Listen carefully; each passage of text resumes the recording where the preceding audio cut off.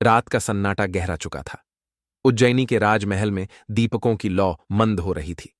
महल के प्राचीन घंटे ने 12 बजाए। तभी वह रहस्यमयी आवाज एक बार फिर गूंजी। विक्रम, तेरी परीक्षा की पहली रात शुरू हो चुकी है। सत्य की ओर पहला कदम उठा, या उज्जैनी की राख देख। राजा विक्रमादित्य ने अपने विश्वस्त सेनापति चंद्रगुप्त और गुप्तचर प्रमुख को बुलाया। उन दोनों के सामने उन्होंने रहस्य की पहली शर्त बताई। अदृश्य हत्यारा इस समय उज्जैनी में घुस चुका है। सूरज उगने से पहले उसे पकड़ना अनिवार्य है। राजमहल के दक्षिण द्वार पर एक सैनिक मृत पाया गया। उसकी देह पर एक भी घाव नहीं था, मानो किसी अदृश्य शक्ति ने उसे मारा हो। विक्रमादित्य ने शव का निरीक्षण किया। उसकी आंखें फटी हुई थीं, जैसे उसने मरने से पहले कुछ भयानक देखा हो।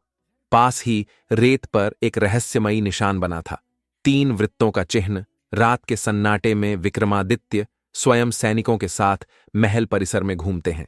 अचानक हवा में हलचल होती है और एक और सैनिक हवा में उठकर जमीन पर गिरता है। मृत।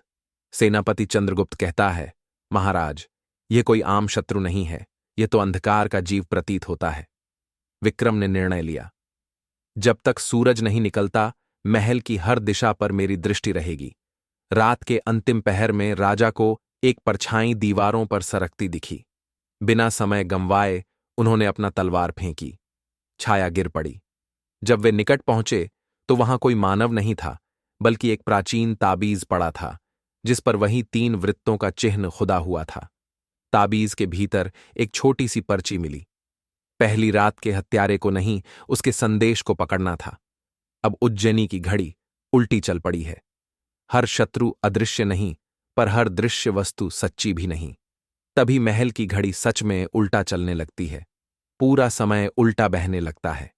चंद्रगुप्त विस्मित होकर बोल उठता है, महाराज, क्या हम पहले से ही कालजाल में फंस चुके हैं?